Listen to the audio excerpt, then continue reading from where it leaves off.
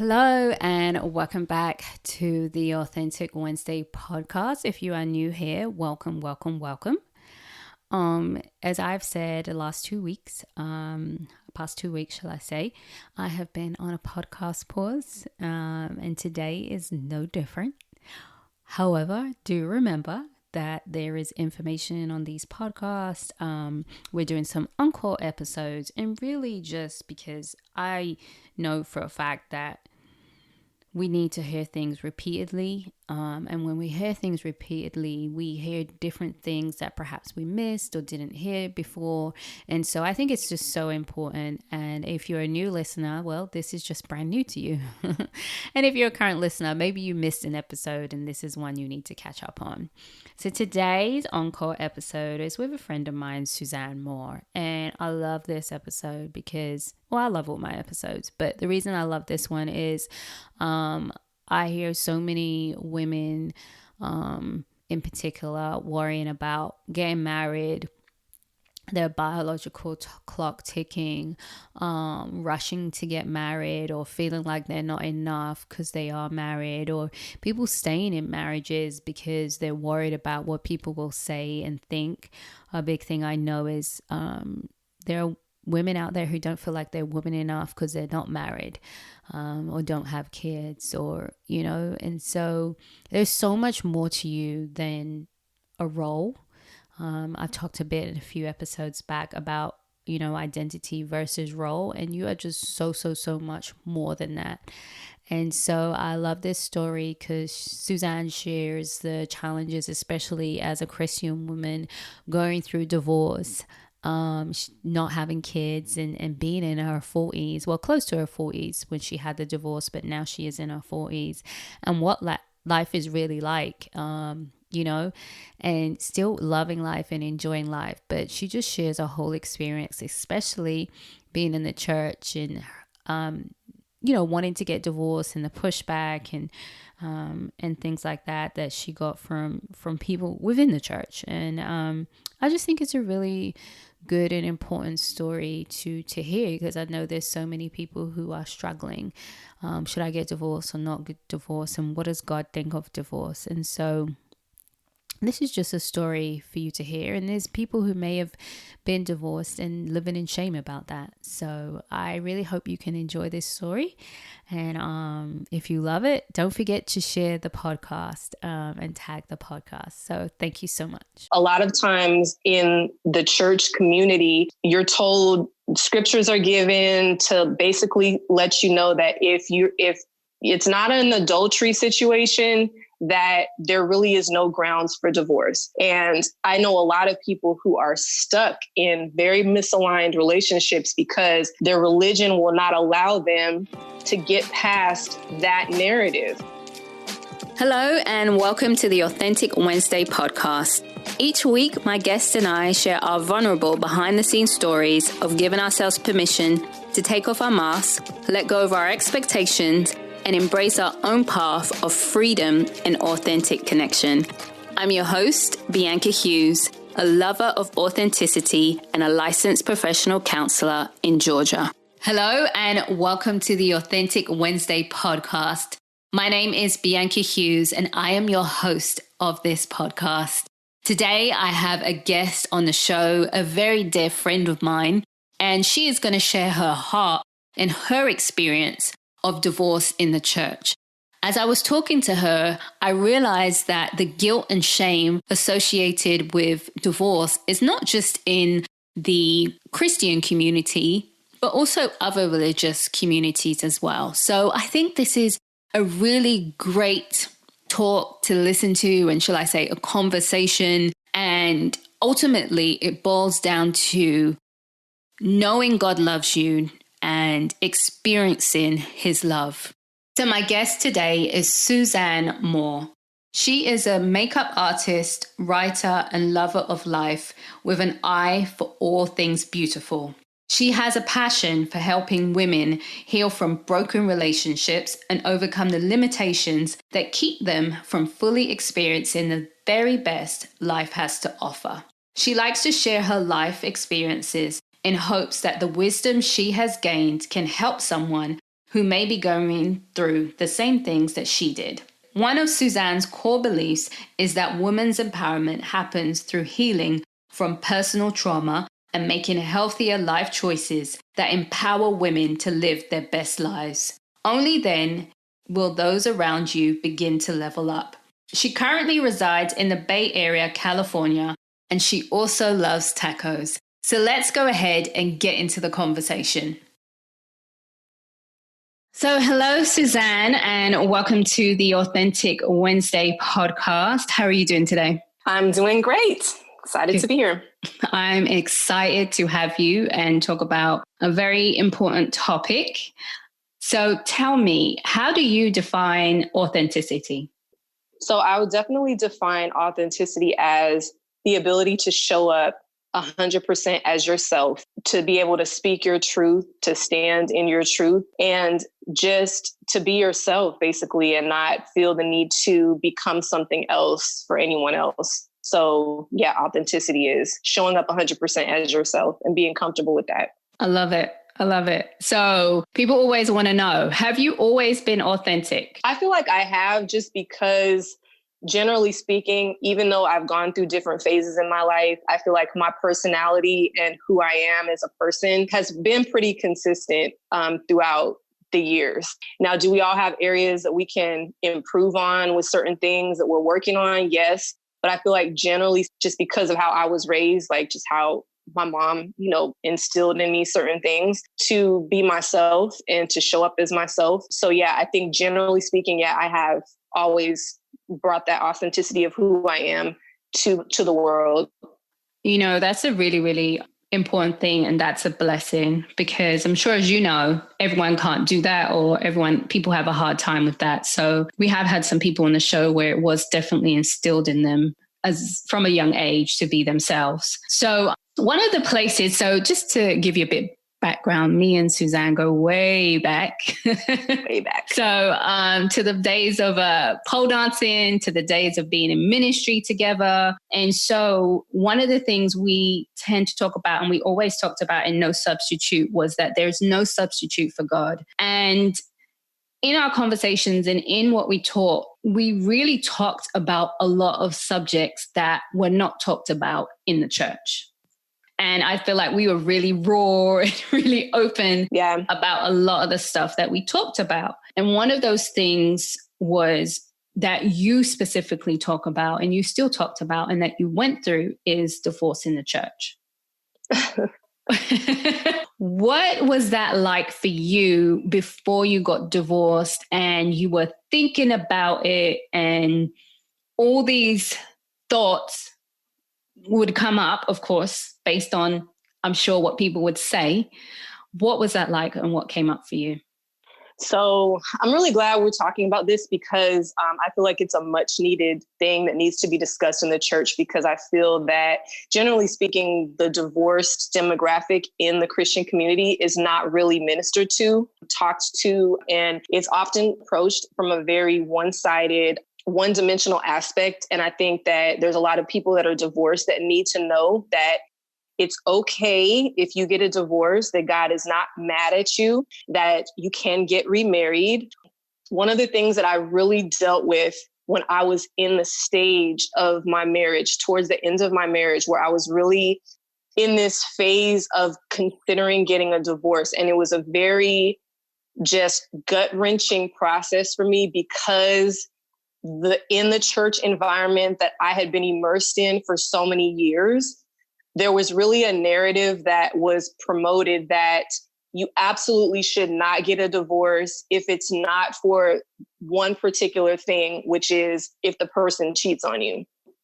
Scriptures are given to basically let you know that if it's not an adultery situation, that there really is no grounds for divorce. And I know a lot of people who are stuck in very misaligned relationships because their religion will not allow them to get past that narrative. And so when I was in the stage of really contemplating, should I stay in this relationship or should I get out? Should I leave? That was something that really, I was stuck on that a lot, because I had been told so much that you really have no grounds. And so there were people kind of in both camps of my ex-husband. And then there were, my friends who all had their own perspectives. I had people telling me, you should stay, you should try to work it out. This is a covenant. He hasn't, cheated on you. And so you really have no reason to get a divorce. Then I had people who I felt were more in tune with what I was really dealing with, like in the relationship, who had a more grace-based understanding of the human experience and God's heart towards his children, that I was able to weigh and balance all of these different perspectives and then hear from God for myself. And so I had to make a decision on, what I felt was going to be best for my life.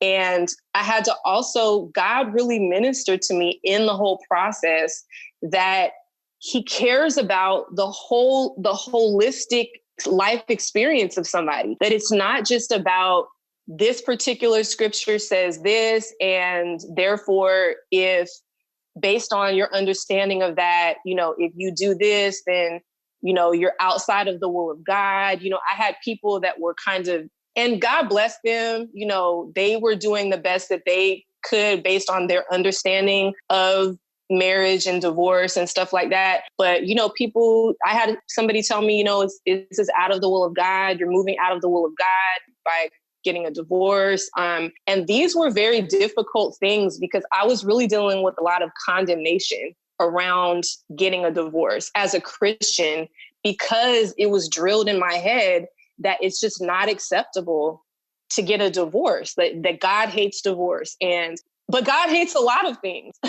You know what I'm saying? Like, I can think of several things in the word of God that specifically say God hates these things, And so it's what I found was that in the church, there's this real hang up about Christians getting divorced as if it is the absolute end all be all bad decision that you could make. And I find that we almost in the Christian community put marriage itself on a pedestal. We almost make an idol out of it to such a point that we forfeit the well-being of the individuals in the marriage for the idea that marriage is such a high God-ordained thing, forgetting that God cares about the individuals in the marriage. Like, we can't just throw the people away that are actually in the marriage for the sake of the institution of marriage and paint God as this, taskmaster that absolutely refuses to acknowledge when their children are deeply unhappy in a marriage relationship. And so I learned about God's grace. I learned about God's love and how he really cares about our happiness. I heard people say, God doesn't care about your happiness. He cares about your holiness. I heard people say that, you just have to push through. You just need to, pray more. You just need to understand that, as a Christian, push through it. And the thing is that when you're in a misaligned relationship that God did not necessarily put together in the first place, there are going to be things that play out in those types of relationships that sometimes are not recoverable from. And sometimes it's not always a cheating situation. We are people who have spirit, soul, body. We have intellect. We have all different layers to who we are. And sometimes we make choices that are not necessarily the best choice for a marriage partner for us based on our understanding at that time in our lives. And sometimes when those things play out, we realize this is a very misaligned situation for me. And I know within myself, I'm not happy here. And so to promote the idea that God doesn't care about that, I feel is very irresponsible. This idea that God doesn't care about that. All he cares about is the institution. And I think that actually damages a lot of people, and it keeps them in situations, stuck in a situation that they, based on their understanding of the scriptures, they can't get out of. And so I did deal with condemnation. I had to really work through guilt. I had to work through like church guilt, feelings of like, for a long time, and this sounds crazy, but I really struggled with this idea that my next relationship or marriage would be cursed because I got a divorce, that I couldn't remarry, that I couldn't, and then God is so awesome because in my process, I was able to get actual, accurate, proper teaching on the scriptures and understood context, what was being said in certain scriptures, and understand that a lot of the things that people are cherry picking out of the Bible to use towards people to not get divorced is actually not even the heart of what God was saying in those scriptures. So I just learned a lot about how to rightly divide the word, what God meant when he said certain things, and just the grace of God, to understand that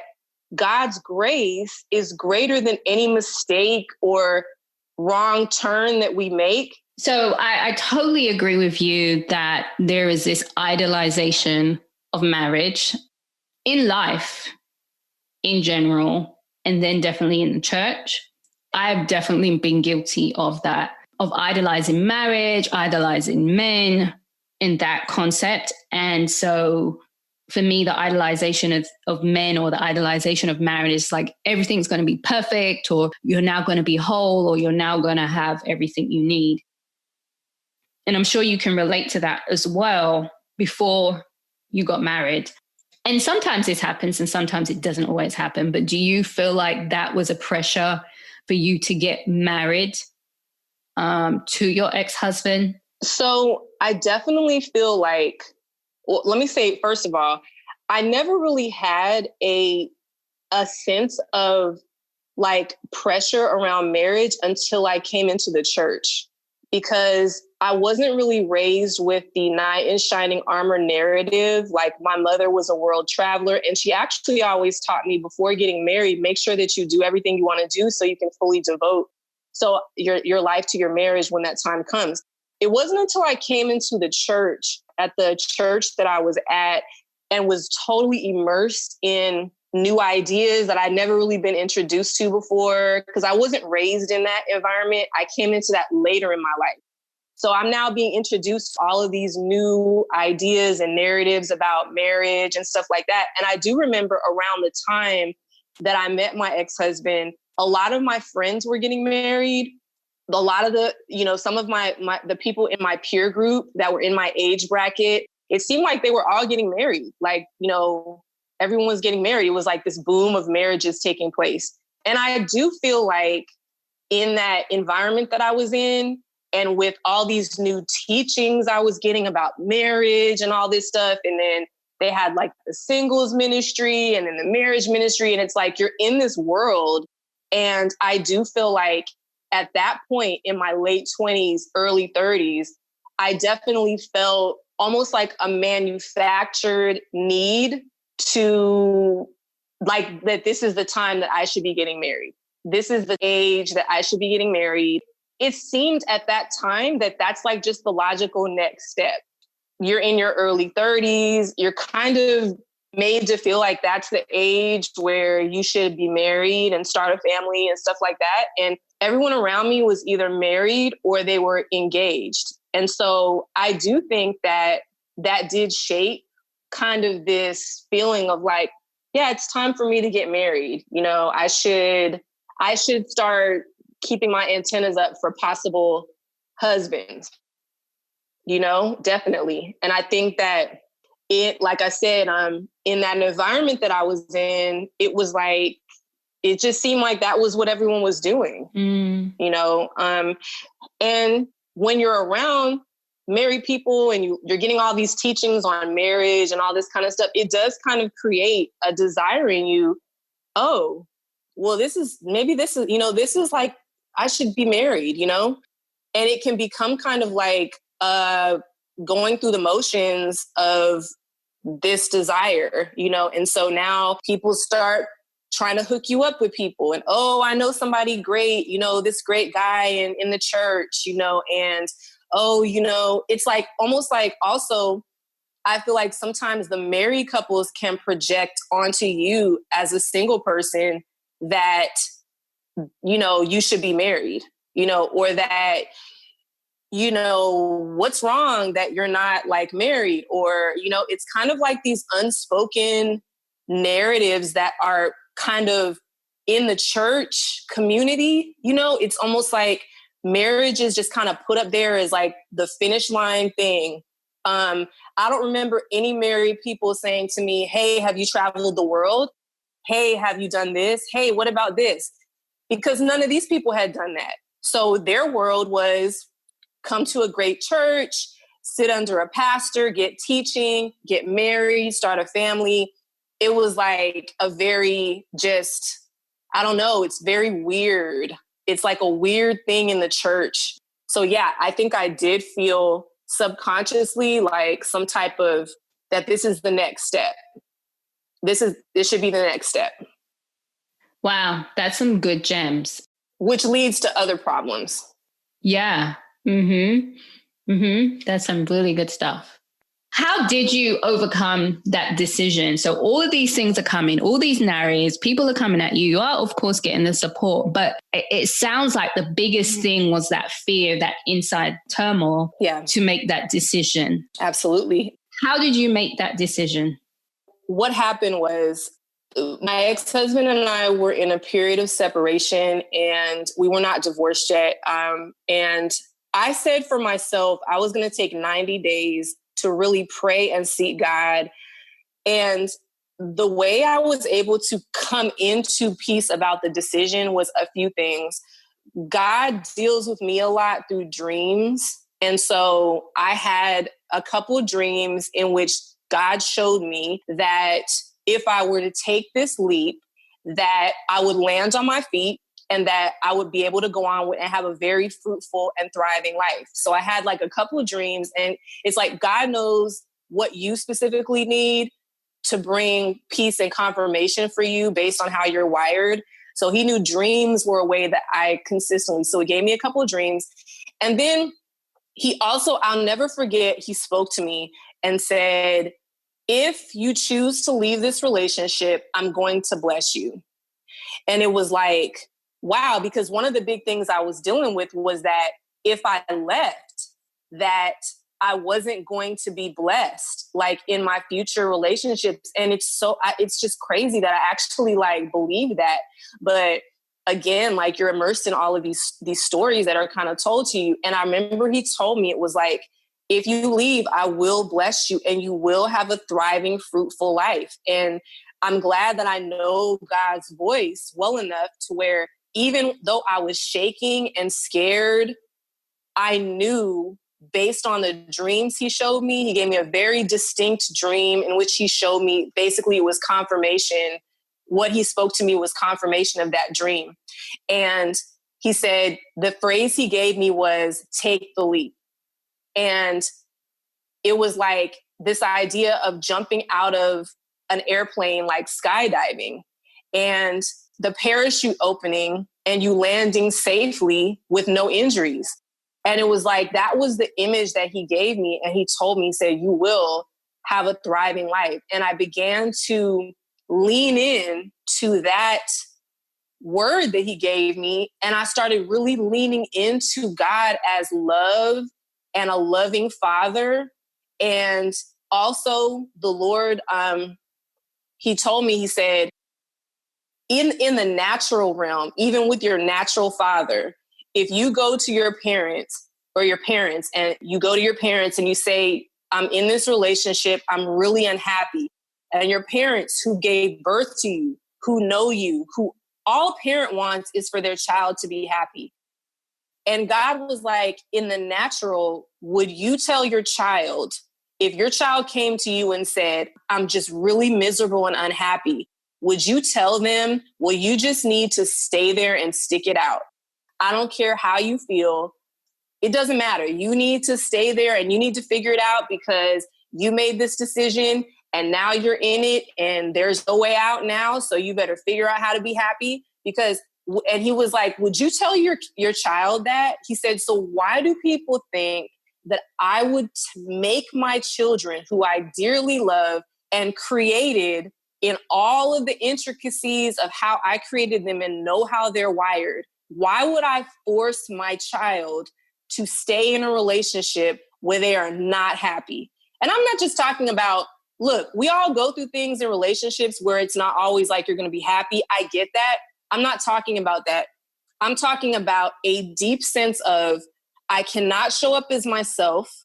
I do not feel like I'm able to be 100% authentic. It's funny because I found a journal a couple of days ago as I was cleaning, where I was actually journaling during that time. And I wrote down a list of things that I was feeling in that relationship that were not, these weren't just like, oh, I'm just going through a bad day. These were like core things about who I was. You asked about authenticity.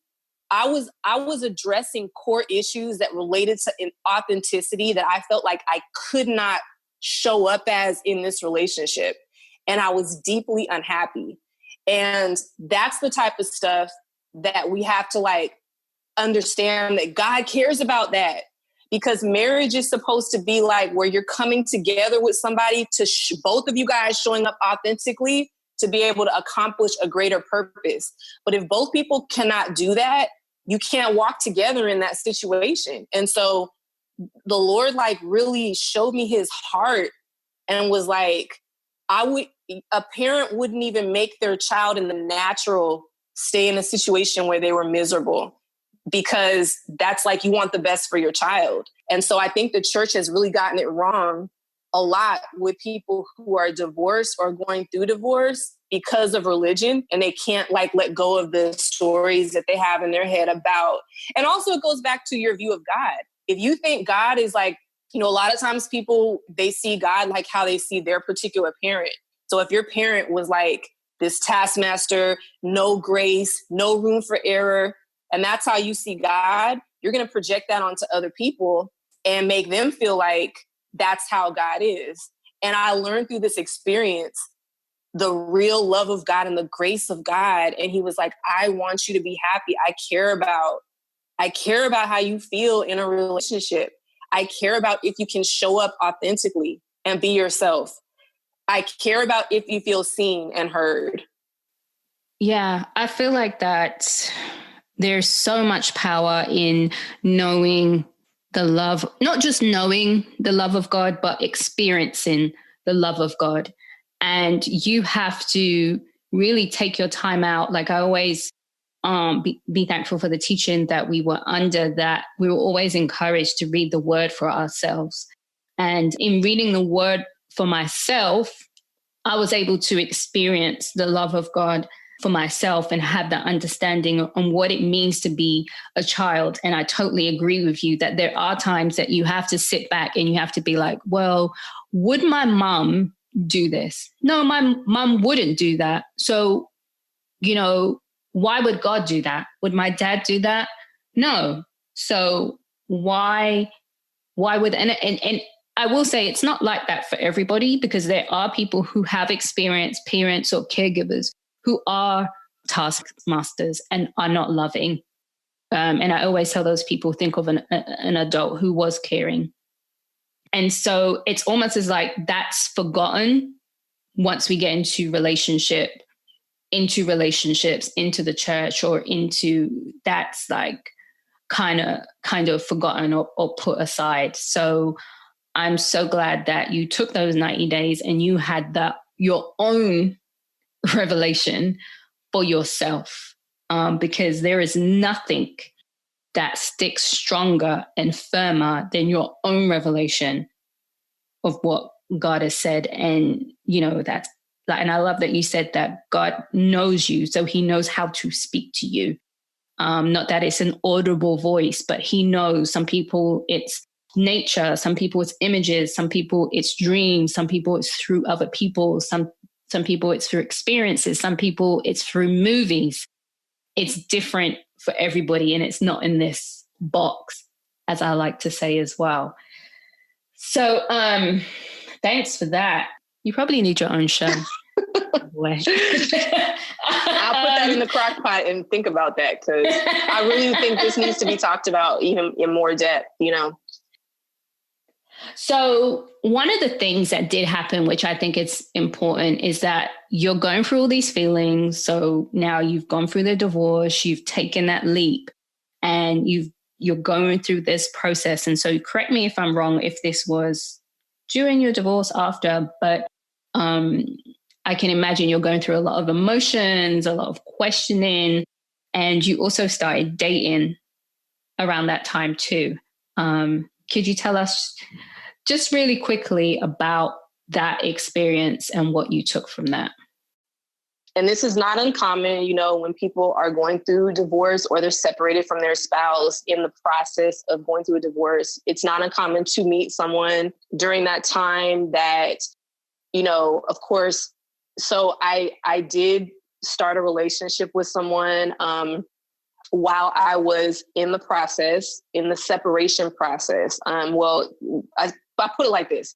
I started a relationship with someone while my marriage was on its way out. Okay. Again, I have no shame about sharing my story about it, whatever. I'm not going to go into all the details, but got into a relationship. And of course, now this was in a very dark place in my life. I was not, so I'm like, not even, all of the stuff that I wasn't feeling fulfilled in my marriage. It was like, I met this person and it seemed like at that time, in that moment, they were providing things that I felt like I wasn't getting in my marriage. Not proud of it. Not one of my greatest moments in life, but it is what it is.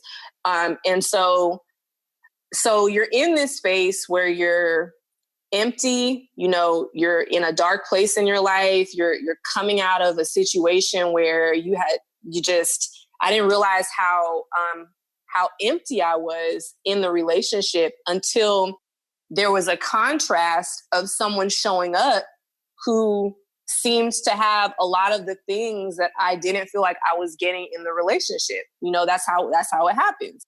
And when you're in those situations, it can almost feel like this magnetic pull to this person who seems to be like the answer to all of like what's missing. This is a classic case of coming out of a relationship and like, oh, here's this person that like appeared to have all of these qualities.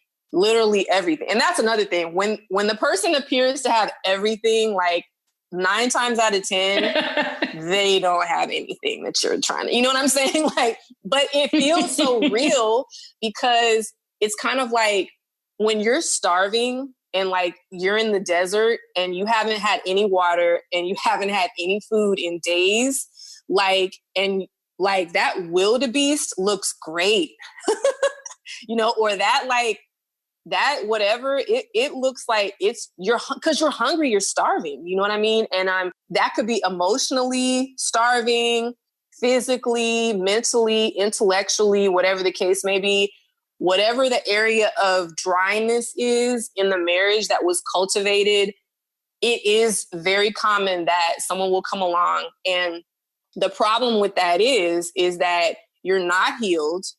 Like I hadn't even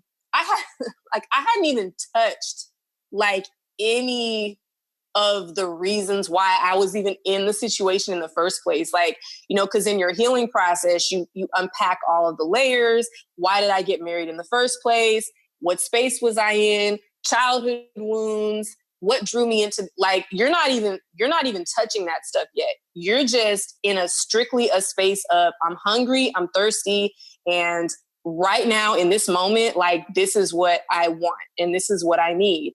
And the problem with that is that, of course, most relationships that you get into when you're coming out of another relationship, they're doomed from the start. Like usually it's very rare that you're going to meet someone coming out of a marriage and end up like, starting like living forever with that person. Like that's just not how it works because you're not healed.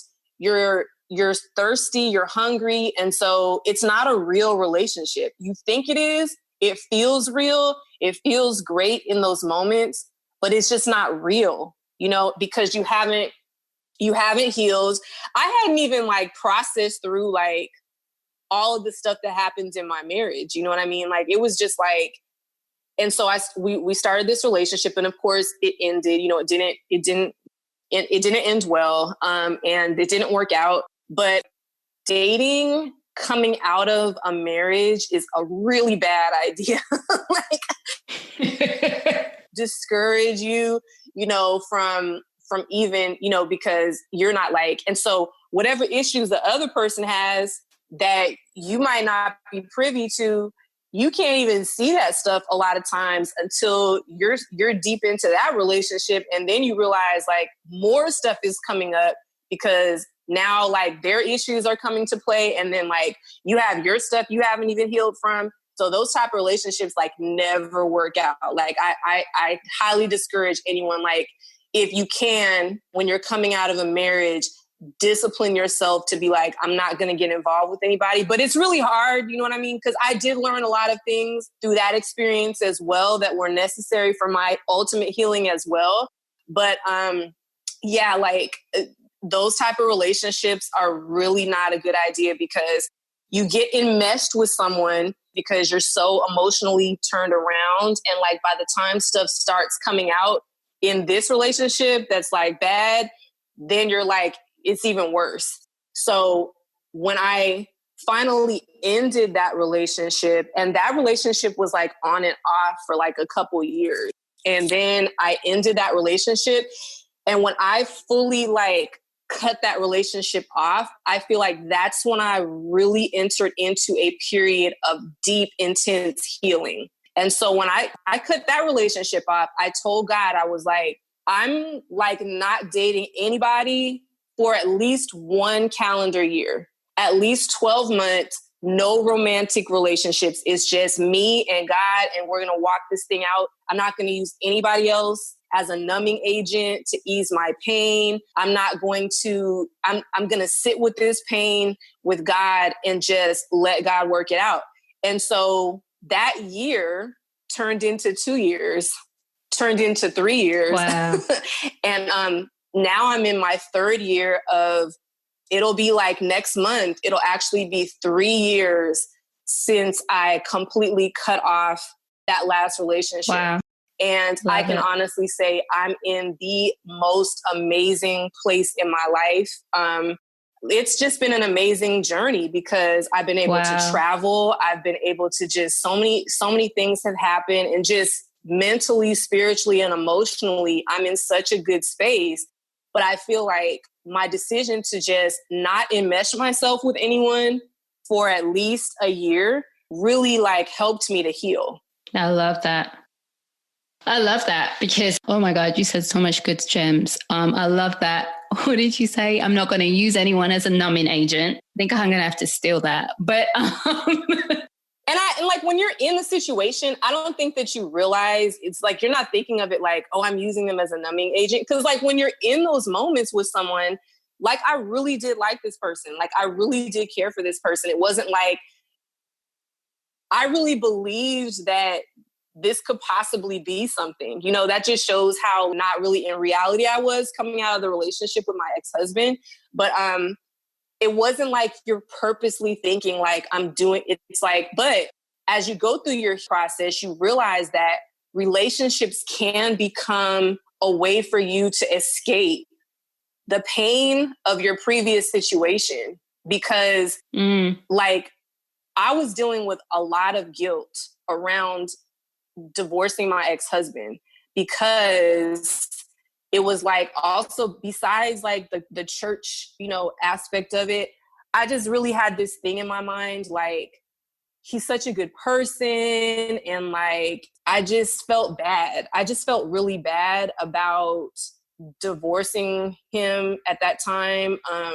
But at the same time, I knew that I had to do this if I was ever going to truly like be happy. But there was a huge part of me that like just really felt guilty about initiating the divorce, because he didn't want the divorce at the time. And he was also, it was crazy because it was like he was kind of on the camp of like, you have no reason to get a divorce. And so he was kind of pushing that towards me. And then I had friends that were pushing that towards me. And it was like, I really had to look at like, what do you really want? You know, not what everybody else is saying, but what is best for you, you know? And so I dealt with guilt a lot with initiating the divorce from him, because it was like, he didn't want the divorce at the time. And so it was all on me, like with this whole situation, because it wasn't like we both agreed, okay, we're going to get a divorce. It was like me, like, no, I want a divorce. And so that was even more tough, because it was like, he was looking like, but I haven't really done anything that would warrant you getting a divorce based on his understanding of the Bible.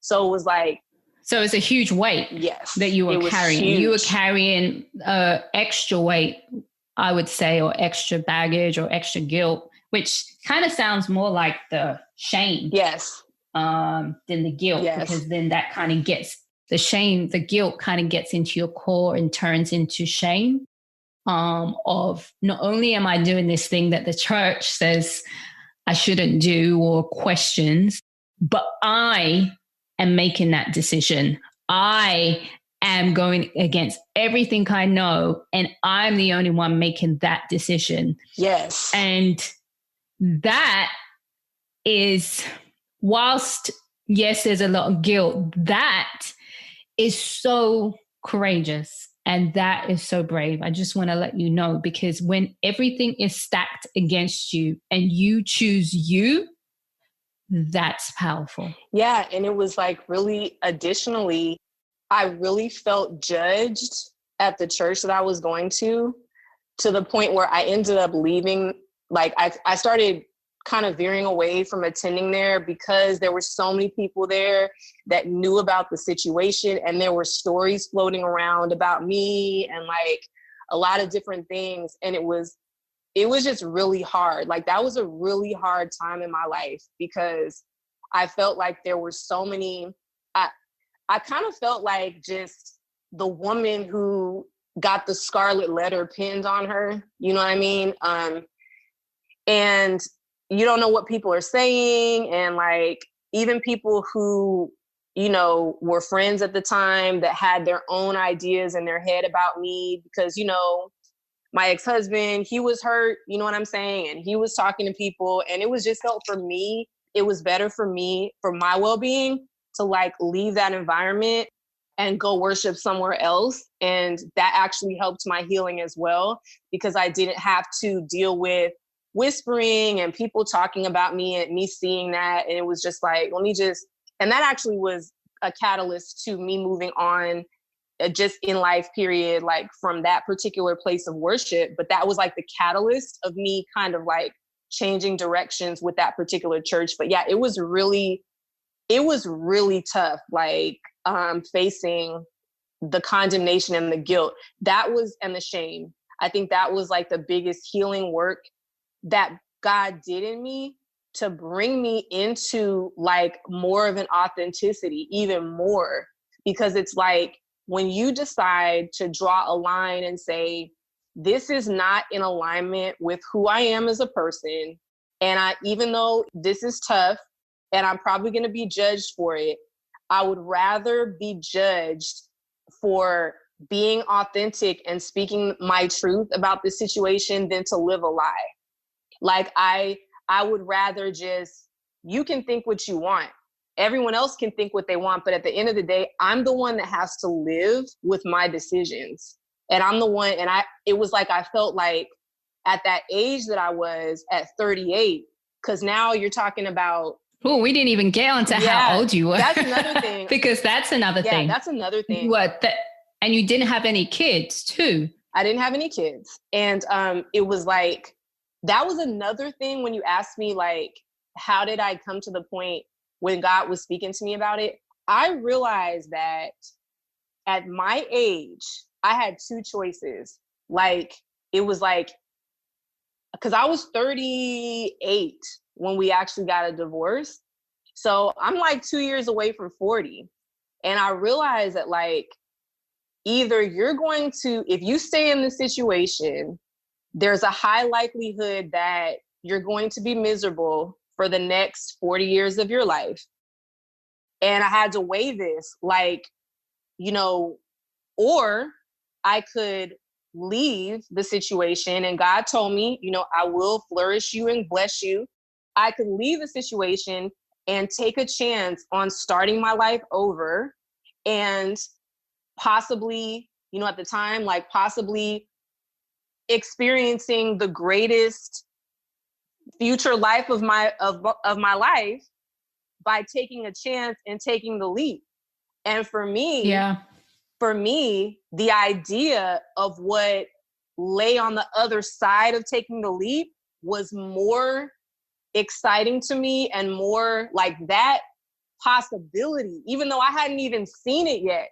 Like, I didn't know I was going to travel the world and like do all these things. None of that was even in my mind, but it was like just the possibility that there's a possibility that I could meet the love of my life and find a relationship that was like really for me and all of these different things.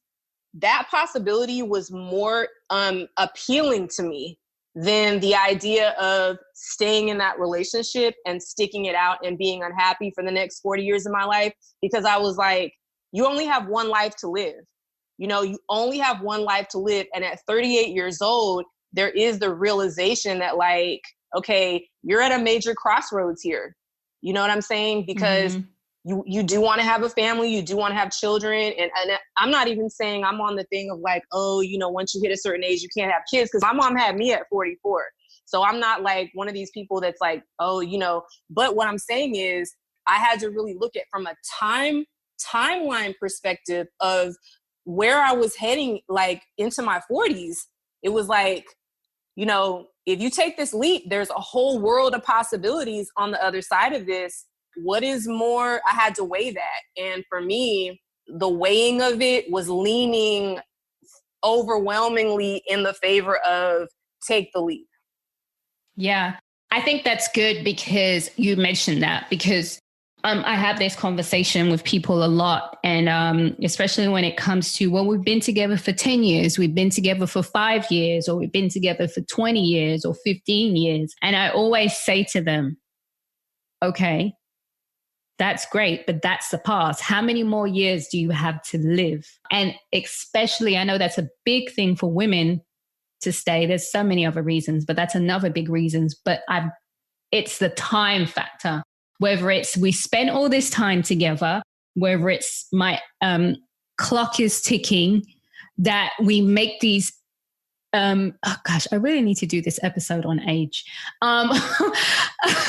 We make these decisions based on, and I've done them and I've been guilty of them. We base these decisions on our age and what we should know by now, or what we should do by now, or what we should have by now, or what our life should look like by now. And we base it all on age, and we often miss the possibilities for the future and who we are as a person. And so I'm so glad that you brought that bit up, because I think that's a very, very powerful piece. And I'm glad that you chose that, because you have flourished in so many different ways. What's crazy is like, I actually feel more vibrant, more alive, more myself now at 43 than I did at 38, 37, or in our marriage. Like, God truly will redeem the time. Like, if you trust him, and like, because, you know, when you hit 40, you realize like, you see how quickly 40 years flew by. And then you think about in another 40 years, like I'm going to be 80 years old. And you're like, okay, once you start like getting over into 60, 70, 80, it's like I'm just saying, like, I realized like that crossing point from 30s to 40s, if it was like almost like God was like, if you're going to move, like you need to move now. Do not prolong this, because you're now entering into the next decade of your life. And this is a time when you really want to be like flourishing. And like, so it was almost like that 90-day period, I had to make some real strong decisions. And it was very scary because, you're heading into the unknown. You know, it's like, you don't know what's on the other side of this. And you have made a life with someone for like, I mean, because we were dating / engaged for 2 years before we got married. And then we were married for like basically 6 years. So that's like 8 years of my life. So my entire 30s were in this marriage, basically, you know, pretty much. And then the last 2 years of my 30s were the divorce process and stuff like that, and the healing from that last relationship. So it's like, there's a turning point. We're all going to come to crossroads moments in our lives that determine the trajectory of the next 10 years of our lives. And so that was a turning point moment for me, where I had to really ask myself the hard questions. And that's why you really have to tune out what other people say, because at the end of the day, it's your life. They're going to go home to their wife or their husband and their kids and their family, and they're going to give you their advice. But at the end of the day, you're the one that has to live with your choices, whether that choice is to stay or whether that choice is to leave. And I'm not saying this in a way to say I take marriage seriously. I definitely want to get married again.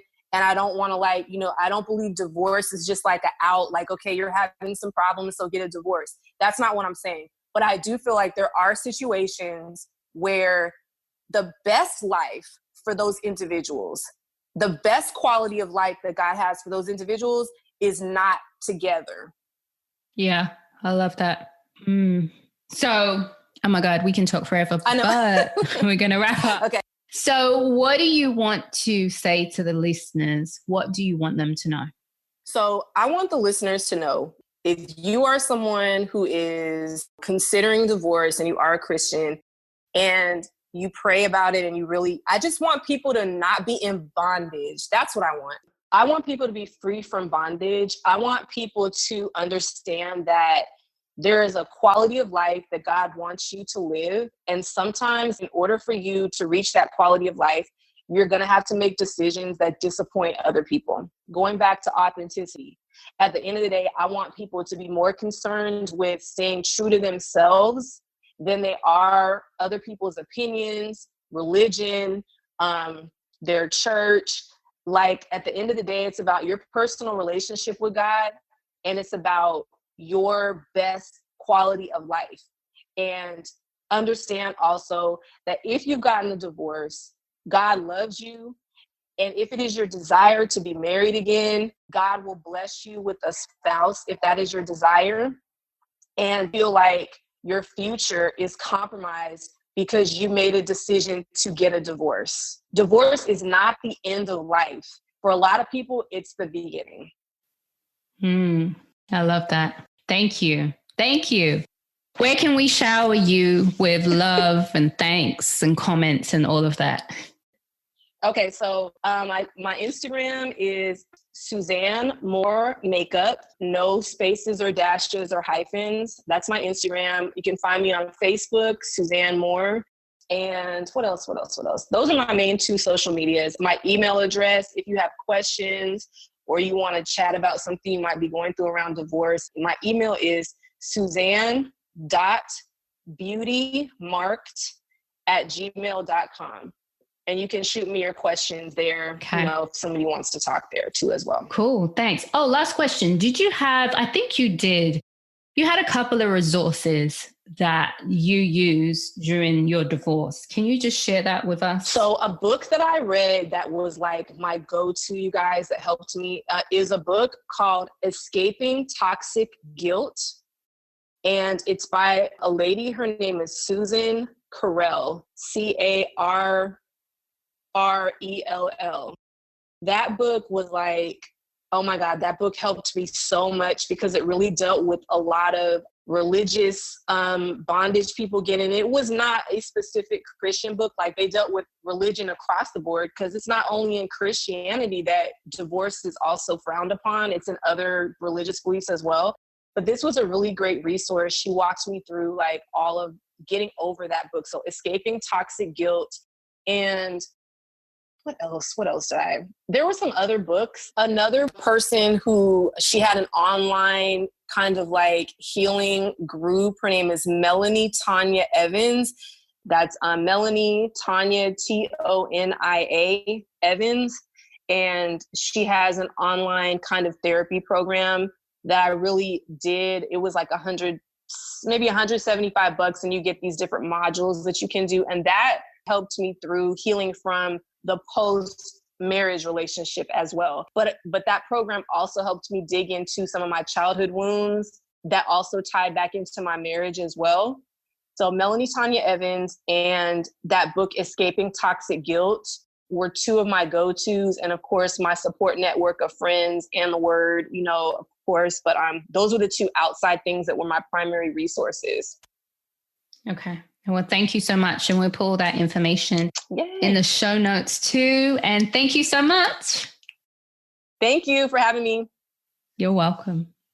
Wow. Wasn't that a powerful, brave, and courageous conversation, or shall I say sharing? I said to Suzanne at the end that she covered so much. I had so many questions for her, but she pretty much answered all of my questions without me having to ask them. And she just bravely shared her experience and just wanting to help others be free.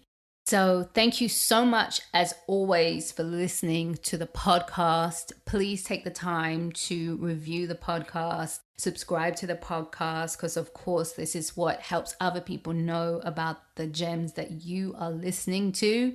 And don't forget to tag us on Authentic Wednesday podcast on Facebook and also on Instagram. So thank you so much. And of course, all the information will be in the show notes. Thank you. If you connected with what you just heard, please subscribe, rate, and review the podcast. You can stay connected by following our Instagram, Authentic Wednesday Podcast, and visiting our website, authenticwednesday.com. Remember, authenticity is a journey, not a destination.